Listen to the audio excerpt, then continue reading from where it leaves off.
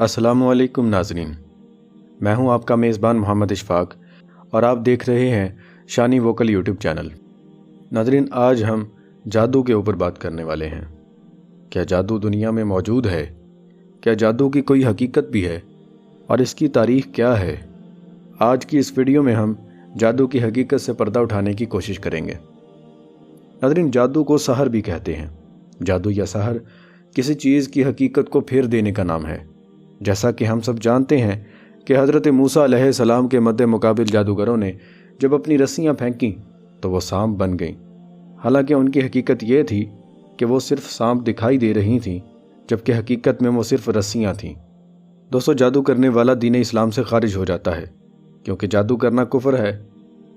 جادو کی حقیقت یہ ہے کہ اس میں ڈائریکٹ شیطانوں کی مدد لی جاتی ہے۔ جادو کرنے والا شخص شیطان کو خوش کرتا ہے، جس کے بدلے میں شیطان اس کی مدد کرتا ہے۔ شیطان کو راضی کرنے کے لیے ہر طرح کی برائی اختیار کی جاتی ہے۔ برائی جتنی بڑی ہوگی، شیطان اتنا ہی خوش ہوگا اور اسے کرنے والے کی مدد کرے گا۔ جو کام شیطان کرنے کو کہتا ہے، ان میں قرآن پاک کی توہین کرنا، قرآن کی آیات کو الٹا پڑھنا، قرآنی آیات کو خون اور پیشاب سے لکھنا، خود کو ناپاک اور گندہ رکھنا، فحاشی والے کام کرنا اور فحاشی کو پھیلانا، مردار گوشت کھانا، جانوروں اور انسانوں کی قربانی دینا، یہ سب کام شیطان کے کہنے پر اس کو خوش کرنے کے لیے کیے جاتے ہیں، اور بدلے میں ابلیس یعنی شیطان یہ کام کرنے والوں کی مدد کرتا ہے۔ جادو کرنے والے شیطان کے پجاری ہوتے ہیں، یعنی شیطان کی عبادت کرتے ہیں۔ ایران، جزیرہ عرب اور ہند میں کتنی ہی قومیں جادو کی وجہ سے صفحہ ہستی سے مٹا دی گئیں، لیکن یہ آج بھی وجود رکھتا ہے۔ ناظرین، شیطان نے جادو کو مختلف طریقوں سے لوگوں کی زندگیوں میں شامل کر دیا ہے۔ لوگ اسے فیشن کے طور پر سیکھتے ہیں اور اپنی مشکلات کے لیے اللہ تعالیٰ کی بجائے ان جادوگروں کے پاس جاتے ہیں۔ یہ جادوگر شیاطین سے مدد لے کر ان کی مشکلات کا حل کرتے ہیں۔ دوستو، جادو کی کئی اقسام ہیں، جس میں ستاروں کی پوجا کرنا پہلی قسم ہے۔ علم نجوم کا استعمال کرتے ہوئے ستاروں کا حال بیان کیا جاتا ہے اور ستاروں کے علم پر پیشین گوئیاں کی جاتی ہیں۔ ستاروں کو خیر و شر کا مالک کہا جاتا ہے۔ یہ یقین ان کو شیطان نے دلوایا ہے تاکہ لوگ اللہ تعالیٰ کے فیصلوں کی بجائے ستاروں پر یقین رکھیں اور انہیں اللہ تعالیٰ کی عبادت سے دور رکھا جائے۔ ناظرین، جادو کی دوسری قسم اوہان ہے۔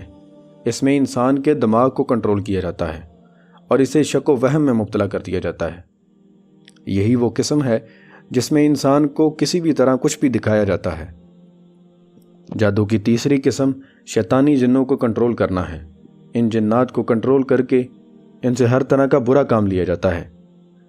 دوستو، چونکہ جادو کی کوئی بھی قسم ہو، اس میں شیاطین کی مدد لی جاتی ہے، اس لیے ہمیں جادو کی تاریخ جاننے کے لیے شیاطین اور جنات کے بارے میں جاننا ضروری ہے۔ جادو کی تاریخ اتنی ہی پرانی ہے جتنی کہ انسان کی تخلیق۔ ناظرین، آدم علیہ السلام کی تخلیق کے کئی ہزار سال پہلے اللہ تعالیٰ نے جنات کو پیدا فرمایا اور انہیں قبیلوں اور گروہوں میں زمین اور آسمان میں آباد کر دیا۔ زمین پر اترنے والے جنات اکثر کافر و مشرک ہو گئے اور قتل و خون ریزی کا بازار گرم کرنے لگے، لیکن کچھ جنات اللہ تعالیٰ کی فرما برداری پر معمور رہے۔ انہی نیک اور فرما بردار جنوں میں سے ایک جن ابلیس بھی تھا۔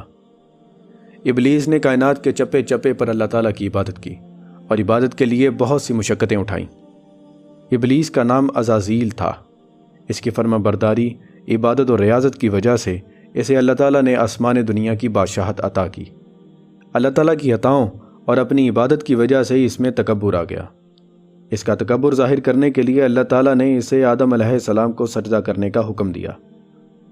اللہ تعالیٰ نے فرشتوں سے ارشاد فرمایا کہ میں مٹی سے آدم بنانے والا ہوں، اور جب میں اپنی طرف سے اس میں روح پھونک دوں تو تم سب اس کو سجدہ کرنا۔ اللہ تعالیٰ فرماتا ہے کہ سب فرشتوں نے سجدہ کیا، لیکن ابلیس کہ وہ سجدہ کرنے والوں میں شامل نہ ہوا۔ جب اللہ تعالیٰ نے اسے سجدہ نہ کرنے کی وجہ پوچھی تو اس نے کہا، میں اس سے بہتر ہوں۔ اللہ تعالیٰ نے اس کے تکبر پر، شیطان پر لعنت فرمائی، اسے ذلیل و رسوا کر کے جنت سے نکال دیا گیا۔ تب اس نے اللہ تعالیٰ کو چیلنج کیا، میں گناہوں اور بے حیائی کو لوگوں کے لیے خوشنما بنا دوں گا۔ ناظرین، یہی وجہ ہے کہ آج ہمیں بے حیائی، فحش گوئی اور فحاشی کے کام خوشنما معلوم ہوتے ہیں۔ ناظرین، تب سے لے کر آج تک یہ ہر دور کے انسانوں کو گمراہ کرتا آیا ہے۔ لوگوں کو گمراہ کرنے کے لیے اس نے طرح طرح کے حربے اور طریقے استعمال کیے۔ اور اب بھی کر رہا ہے۔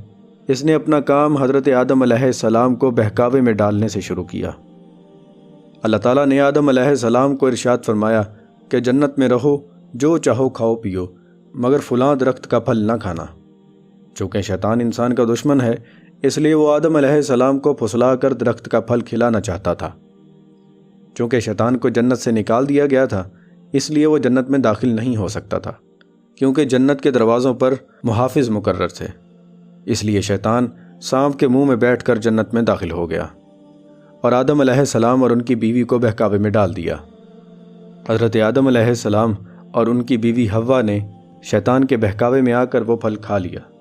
اللہ تعالیٰ کی نافرمانی کا نتیجہ یہ نکلا کہ آدم علیہ السلام اور ان کی بیوی حوا، ان کا لباس اتر گیا اور ان کی شرمگاہیں ظاہر ہو گئیں۔ اللہ تعالیٰ نے انہیں جنت سے نکال دیا اور زمین پر بھیج دیا۔ ناظرین، اس واقعے سے ظاہر ہے کہ شیطان کو معلوم تھا کہ اس درخت کا پھل کھانے سے ان کا لباس اتر جائے گا اور ان کی شرمگاہیں ظاہر ہو جائیں گی۔ اسی طرح شیطان کو آج بھی معلوم ہے کہ آج کے دور میں لوگوں کو فیم اور پیسہ چاہیے، اور چونکہ آج کے دور میں ٹیکنالوجی سب سے بڑا جادو ہے، اس لیے سوشل میڈیا کے ذریعے بیہودہ اور فحش ویڈیوز بنانے والا فیمس ہو جاتا ہے، اور اس چیز کو فیشن اور ماڈرن ورلڈ کا نام دیا جاتا ہے۔ چونکہ شیطان انسانوں کو گمراہ کرنا چاہتا ہے، اس لیے اس نے حضرت آدم علیہ السلام کے کافر بیٹے قابیل کی اولاد کو شیطانی جنات کو قابو کرنے کے نہ صرف طریقے بتائے، بلکہ انسانوں میں دنگا فساد پیدا کرنے، لوگوں کی فصلوں کو تباہ کرنے، بیماریاں پھیلانے اور معاشرے میں شرپسندی پھیلانے کے طریقے بتائے۔ یہ جادوگر شیطانوں کو قابو کر کے ان سے ہر طرح کا غلط اور برا کام کرواتے ہیں۔ پھر مرنے سے پہلے یہ جادوگر اپنی نسلوں میں ان شیطانی جنات کو تقسیم کر جاتے ہیں۔ اس طرح وقت گزرنے کے ساتھ ساتھ کچھ قوموں نے جادو پر عروج اور کمال حاصل کر لیا۔ حضرت نوح علیہ السلام کی قوم بھی شیطان کی پجاری تھی اور وہ بھی جادو کیا کرتے تھے۔ پھر حضرت ابراہیم علیہ السلام کی قوم ستاروں کی پوجا کرتے تھے۔ حضرت یعقوب علیہ السلام، جو کہ حضرت اسحاق علیہ السلام کے بیٹے تھے، آپ کا لقب اسرائیل تھا، اس لیے آپ کی اولاد کو بنی اسرائیل کہا جاتا ہے۔ آپ کی قوم بھی شیطانوں کی پوجا کرنے والی تھی۔ آپ کی قوم کو جادو میں کمال مہارت حاصل تھی، لہٰذا کرتے کرتے یہ جادو اور شیطانوں کی پوجا کا سلسلہ فرعون تک آ پہنچا۔ فرعون کی قوم کو جادو میں اس قدر کمال حاصل تھا کہ یہ لوگ کسی بھی چیز کی حیت اور اس کی شکل کو بدل دیتے تھے، جیسا کہ حضرت موسیٰ علیہ السلام کے مد مقابل جادوگروں نے رسیوں کو سانپوں میں بدل دیا، جو کہ اور کچھ نہیں، صرف لوگوں کی آنکھوں کو شیاطین کے ذریعے اپنے قابو میں کر کے کچھ بھی دکھانا تھا۔ جب فرعون نے بنی اسرائیل پر ظلم و زیادتی کے بے شمار پہاڑ توڑ دیے اور اپنی خدائی کا دعویٰ کرنے سے باز نہ آیا، تو حضرت موسیٰ علیہ السلام اللہ تعالیٰ کے حکم سے اپنی قوم بنی اسرائیل کو لے کر فلسطین چلے گئے۔ اس وقت مصر میں جادو عروج پر تھا، لیکن بنی اسرائیل مصری جادوگروں سے کمال حاصل کر چکی تھی۔ یہ لوگ فلسطین آ کر گمراہ ہو گئے اور ہر طرح کا برا کام اور جادو شروع کر دیا۔ پھر حضرت سلیمان علیہ السلام کے دور حکومت میں آپ علیہ السلام نے شیاطین جنات کو قابو میں کر لیا۔ حضرت سلیمان علیہ السلام کے دور میں جنات اور انسان ایک دوسرے کو دیکھ سکتے تھے اور باتیں کر سکتے تھے، اس لیے ان جنات نے انسانوں کو جادو سکھانا شروع کر دیا۔ یہ لوگ ان شیطانوں کی باتوں کو لکھ لیا کرتے تھے۔